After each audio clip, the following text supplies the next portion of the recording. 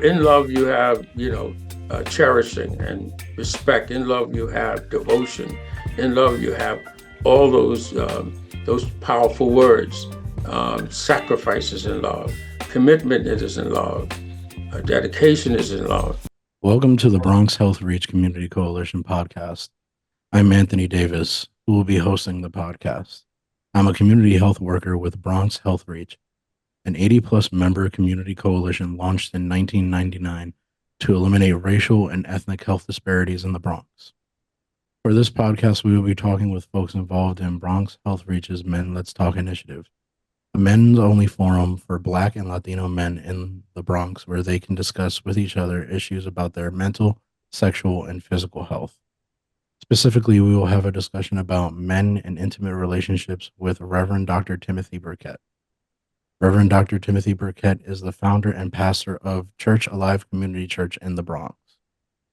Reverend Dr. Bishop Birkett, thank you for joining us. Please tell us about yourself and what you do. Thank you for inviting me, and I'm very excited about this discussion because it affects males, and also it lays the basis for our community relations, community meaning husband, wife, and children. And I'm proud to have been one of the beginners of Bronx Health REACH in 1999, and um, Church Alive has worked, shoulder to shoulder and doing some wonderful things here in the Bronx to improve the lifestyle of the Bronx community. I'm very pleased to be here.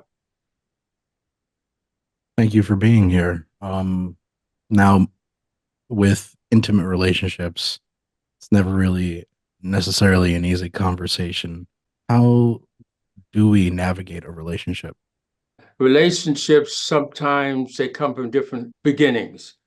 Some come from an accident, some may come from a need for on one or the other. Some may come because of the religious beliefs. Some may come out of necessity, and some, in most cases, out of a sexual attraction. Just like anything else in life, there's multiple ways to approach a relationship and even navigate through them. Uh, Uh, Usually we associate the sexual, but you never really think about it. But there are other ways, there are other reasons to connect with a person. And I know I'm 26, I'm much younger, but and my generation is caught up in the physical right now more than anything. It's Sorry, just interesting to think about the other ways to navigate in a relationship. well, relationship also in different age groups, it's different. You just take the elderly; they are attracted by warmth and someone who they can trust. They are looking for not the sexual attraction, but the comfort and the strength that person may bring to them.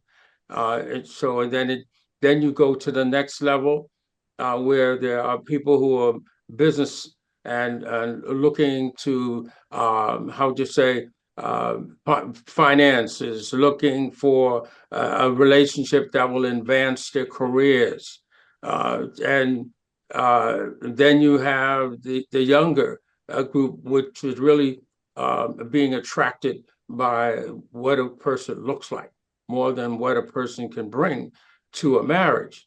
And so when you talk about relationships, they have age brackets as well. In a relationship, now we're talking about marriage now. Uh, okay, then there is the need for each individual is separate.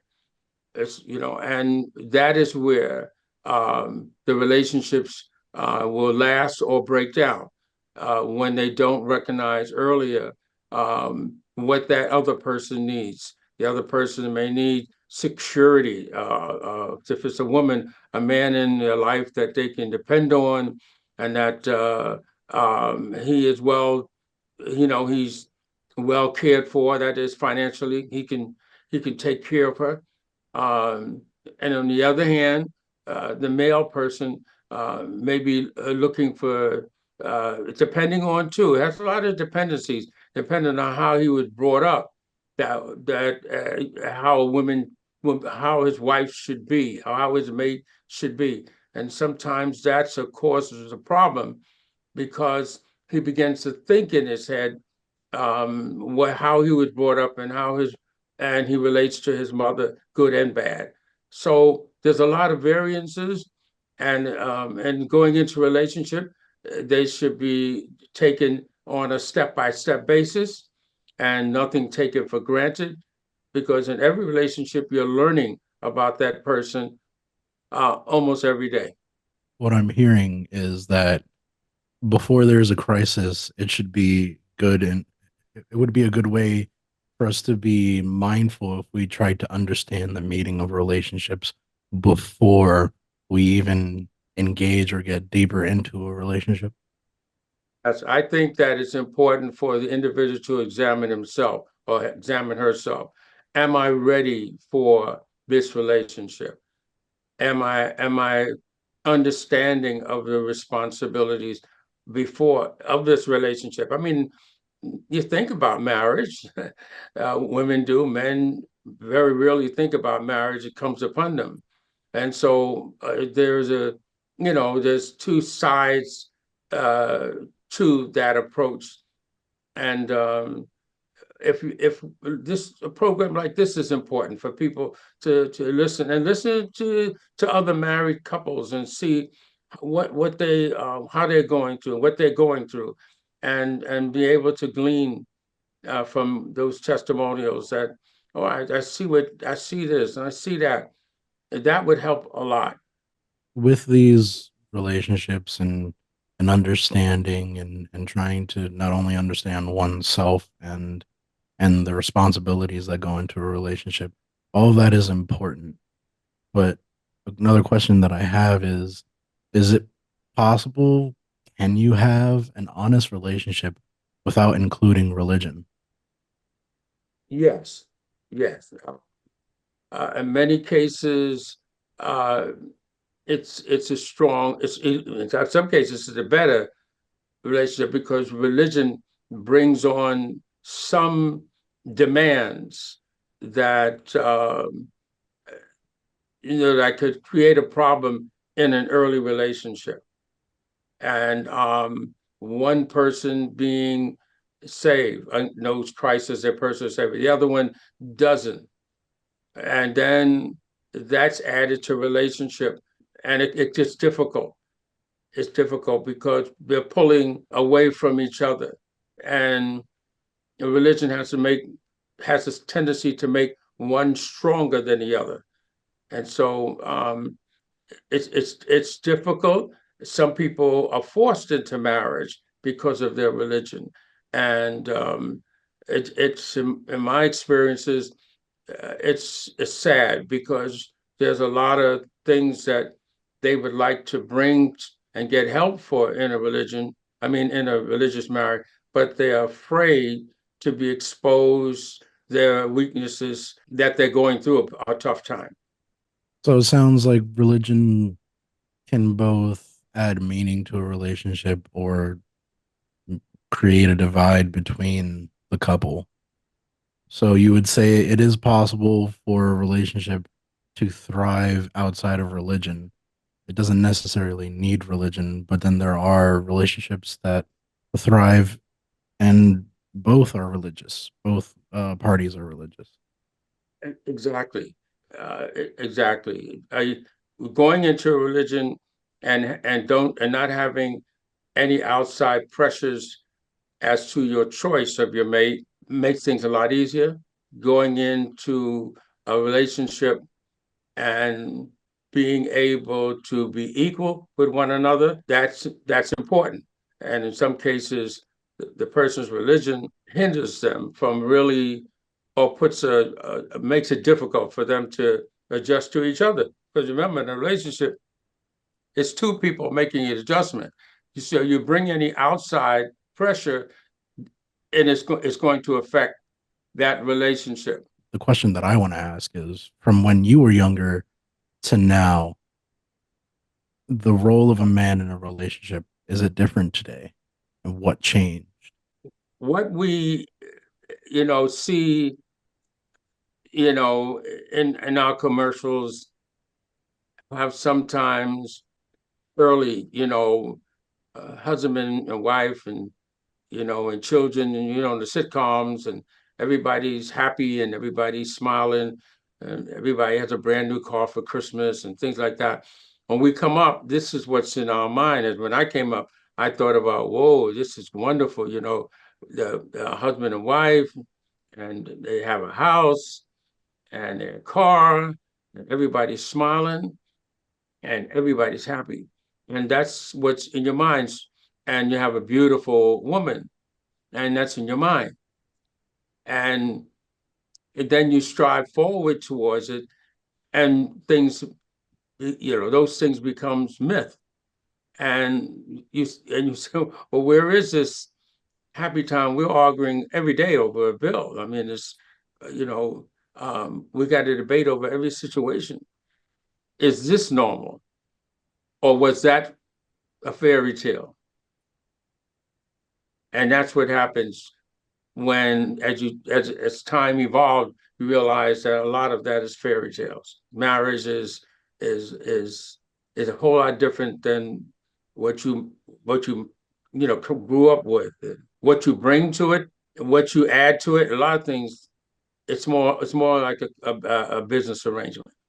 And when I say a business arrangement, is a sense that it has evolved into a situation where both parties have to play almost an equal level of responsibility. We have a mortgage together. We buy a car no longer separately. We buy the car together. It means giving up a lot of your individual rights to make the final decision on things. Talking about relationships being a business and even having that mutual respect and kind of balance of responsibilities. What does love have to do with a relationship? Because it almost sounds like love is important, but it's more important for the balance. Which one would you say is more important? What does love have to do with a relationship? Well, love is the glue. It's going to be tested. It's going to be tried. It's got to be gorilla glue. It's got to be no matter what. This is going to stick together no matter what. Would you say like unconditional? Unconditional, no question about it. To a certain degree, it's unconditional only to the point where someone takes advantage of that unconditional. It shouldn't be taken advantage of. In other words, I love you no matter what you do. No, nobody should ever love like that. That's not realistic. I love you as long as we can agree. I love you as long as we can have a respect for each other's decisions. But the gorilla glue has to be there to glue it up. If it breaks a little bit, you should have the ability to glue it back, to glue it up. In love, you have, cherishing and respect. In love, you have devotion. In love, you have all those powerful words. Sacrifices in love, commitment is in love, dedication is in love. Relationships and in dating apps and social apps, would you say that love was almost taken out of, or the ability to build that kind of relationship that leads to a loving one was taken out of dating and relationships in general modern day? No question about it. Uh, Love is now in competition. It's in competition with loving your job, loving your internet ability, loving your skill. I mean, you spend hours, young people, on the computer, and so you really don't have time to create or allow love to become a reality in your life. In a relationship, should the main goal or one of the goals be marriage? Yeah, I think you have to set goals, yeah, and that should be always the goal to make your relationship legal, to make your relationship before God rightful, to make your relationship to each other established, to make your relationship to your friends and people that know you as a good person, good them, the good couple. Obviously not married yet, but from just being around my mom and my dad and seeing how they are, I guess it's a good thing that I have them too, because I can learn from them and how they operate. And I think that isn't really present for a lot of people is Yeah. the idea that they have those parents or they have whoever is with them to show them the right way to be in a relationship. It's hard for the young person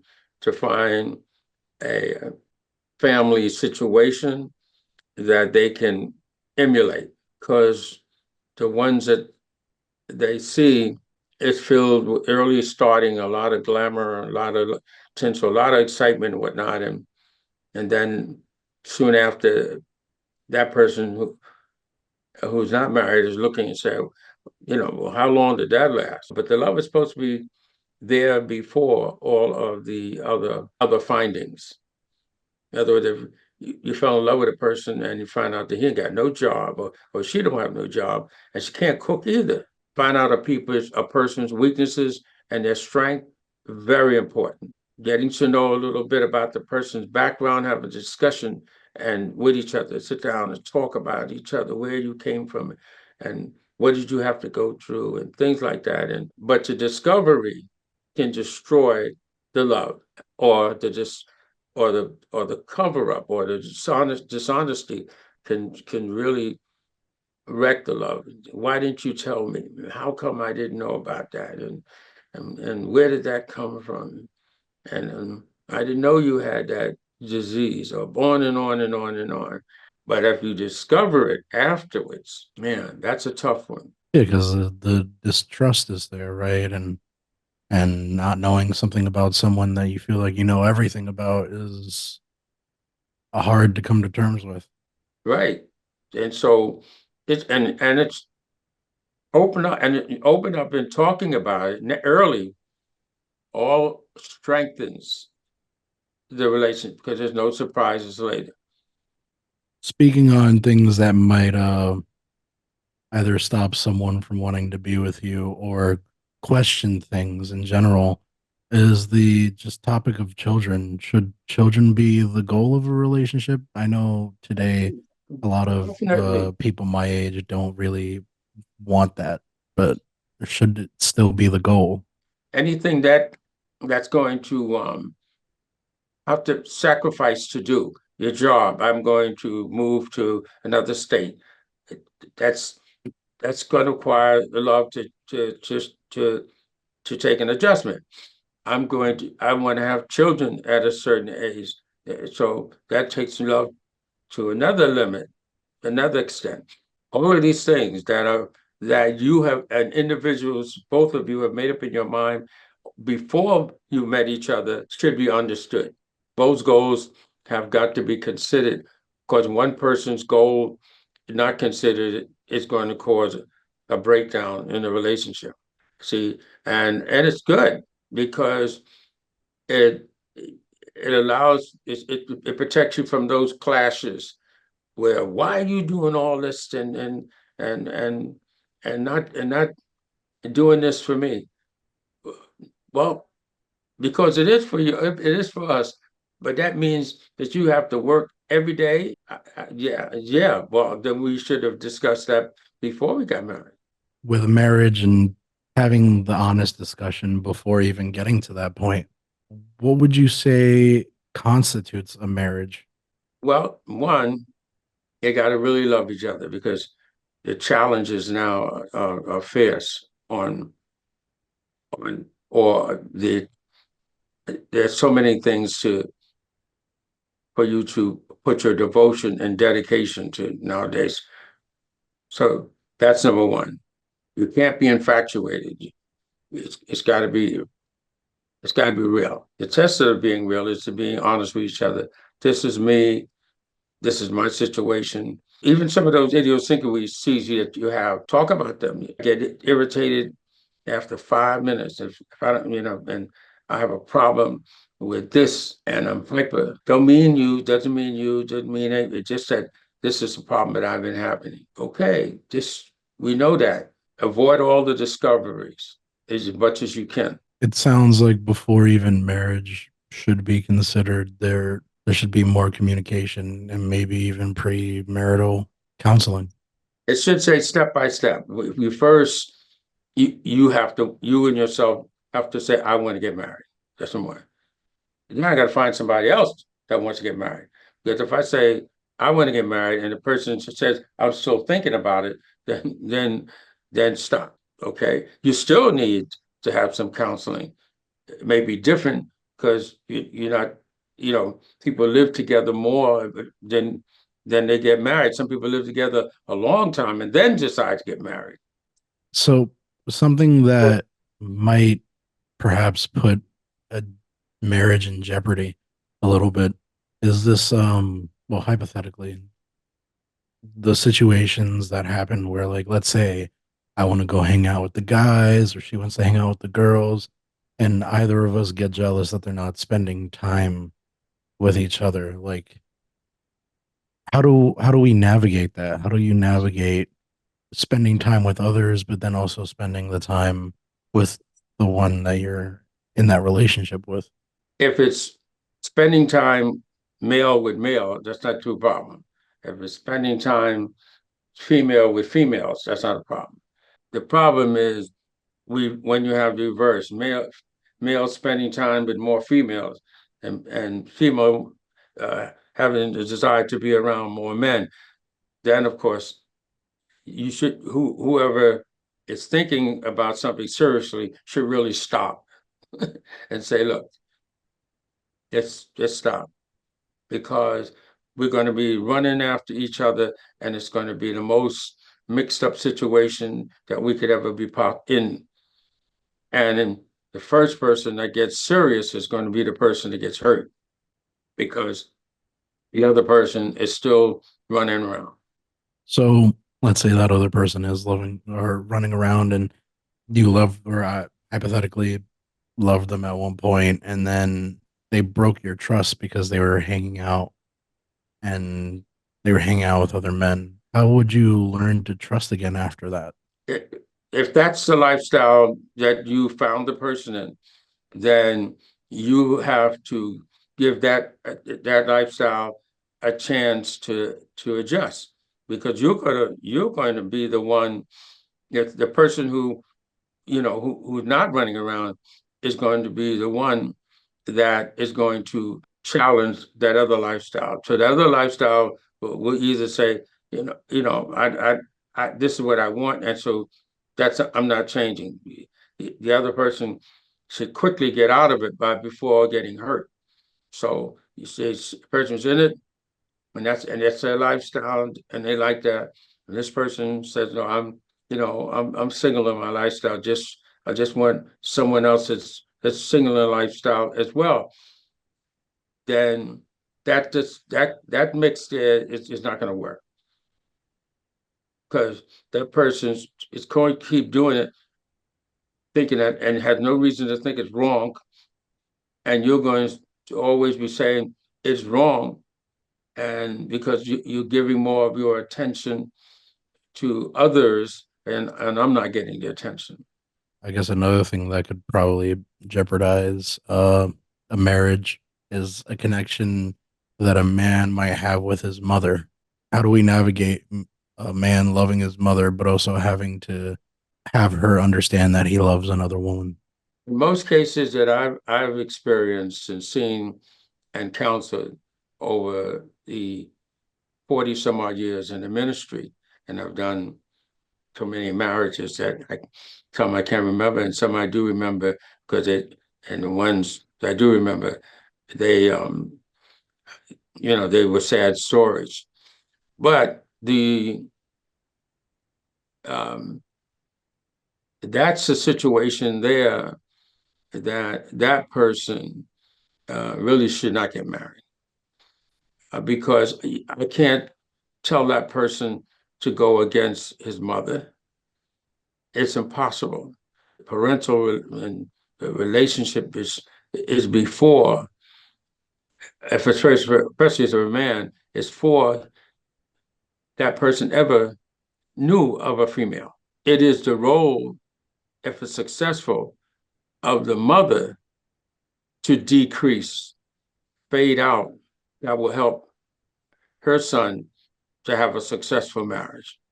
So the mother should learn when to back away when she realizes her son may be interested in Yes. another woman, or She has to really let him go. let him go. Okay. Yeah, look, that's it. Son, thank you, God, a good son, but that's you are on your own. I'm not going to be here for anything because that would destroy your wife little by little. Because I will be her competition in every decision that you make, whether it comes from me, your mother, or not. It's going to be considered that your mother said it, or your mother agrees it, and your mother will have a lot of power on you and your decision because you're now trying to please both individuals. Your mother first, though, unfortunately, and then your wife. That's usually a hard one because the words will come out. I know him first, and and that's what comes up in the discussions that I hear, and I know there's a problem. I know him first. You can't tell me about my son. We always hear as a man, or even when we're children and then we grow into men, that we should be making the decisions, or we should be the one responsible bringing the money home and leave everything else to her. And I know in today's world, um, it might be hard for just one person to support a family. So, what is the man's role now in this day and age, besides being the sole breadwinner? Well, first of all, marriage now is a business. That's the way society has made it. It's a business. And business meaning both of you guys, both of us, both the persons are partners. That's what the society had brought it to, partners. So you have to sit down and you have to have a business meeting on everything. But if you don't, then in a normal business, it's a breach of the partnership. You made a decision without me. So now since that element comes in, you have to sit down and say, look, this is what I'm thinking about. Not this is what I want to do. This is what we agree on this that we're going to buy this sofa. How does a man handle when a woman has more power because she makes more money than him? If early in the relationship, you have to acknowledge that. You have to you have to get over that. In other words, early, in the beginning, you would have to be talking to her about her job and what she does and things like that, and so that it's not put on the side. You part of that. You may be making more money, but still your husband is how would you call it's a partner. Thank you so much, Yes. Reverend Dr. Birkett. Your insight truly amazing. You've been listening to the Bronx Health REACH podcast with your host, Anthony Davis. You can email Bronx Health REACH at bxhealthreach@gmail.com. You could find Bronx Health REACH on social media. For Facebook, Bronx Health REACH. For X and Instagram, BX Health REACH.